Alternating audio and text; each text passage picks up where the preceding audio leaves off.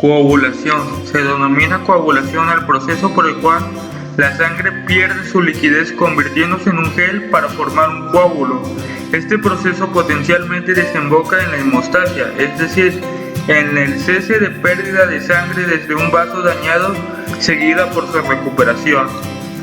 El mecanismo de coagulación involucra la activación y adhesión y agregación plaquetaria junto con el depósito y maduración de la fibrina.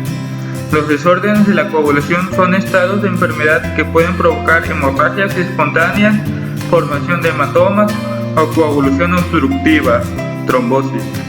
La coagulación comienza casi instantáneamente luego de que una herida daña el endotelio de un vaso sanguíneo. La exposición de la sangre al espacio que se encuentra debajo del endotelio inicia dos procesos: cambios en las plaquetas y exposición del factor tisular subendotelial al factor 7 del plasma, lo cual conduce finalmente a la formación de fibrina. Las plaquetas inmediatamente forman un tapón en el sitio de la lesión. Este proceso se denomina hemostasia primaria. La hemostasia secundaria ocurre en simultáneo. Los factores de coagulación proteicos más allá del factor 7 responden a una compleja cascada de reacciones enzimáticas para formar fibras de fibrina que fortalecen el tapón de las plaquetas. Activación plaquetaria. Cuando se daña el endotelio, el colágeno subyacente, normalmente aislado, queda expuesto a las plaquetas circulantes, las cuales se unen directamente al colágeno por medio de receptores de la superficie específica para colágeno, glicoproteína 1 y 2. Esta adhesión se fortalece posteriormente por medio del factor de von Willebrand, el cual se libera desde el endotelio y desde las plaquetas. Este factor forma enlaces adicionales entre las glicoproteínas 1, 9 y 5 de las plaquetas y de las fibrillas de colágeno. Esta localización de las plaquetas hacia la matriz extracelular promueve las interacciones del colágeno con las glicoproteínas 6 plaquetarias. La unión del colágeno con la glicoproteína 6 desencadena una cascada de señalización que resulta en la activación de las integrinas plaquetarias.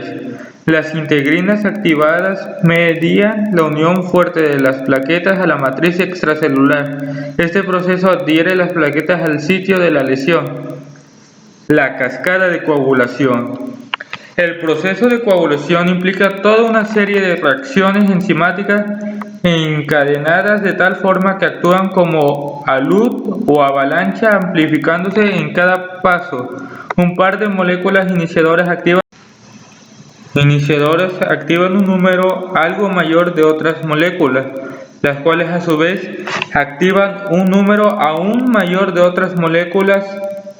En esta serie de reacciones intervienen más de 12 proteínas, iones de calcio y algunos fosfolípidos de membranas celulares. A cada uno de estos compuestos participantes en la cascada de coagulación se llama factor y comúnmente se le designa por un número romano elegido de acuerdo al orden en que fueron descubiertos y con una minúscula para indicar la forma activa. 7 de los factores de coagulación: preacelerina, factor 5, protombrina, factor 2, proconvertina, factor 7, factor antihemolítico beta 9, factor Stuart 10, tromboplastina plasmática 11 y factor Angelman 12. La mayoría de los factores de coagulación son serina, proteasas, que actúan recortando a las proenzimas que se encuentran por debajo de la cascada, activándolas. Etapas de la cascada de coagulación.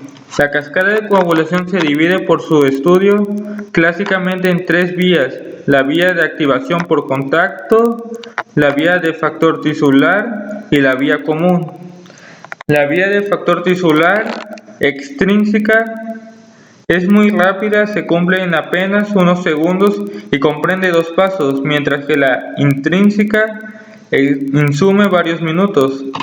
El principal rol de la vía del factor tisular es la de generar una ráfaga de trombina, un proceso por el cual la trombina, el más importante constituyente de la cascada de coagulación en términos de los papeles en las vías de retroalimentación que desempeña, se libera rápidamente. El factor 7 circula en una concentración mucho mayor a la cualquier otro factor de coagulación activado. Vía de activación por contacto intrínseca.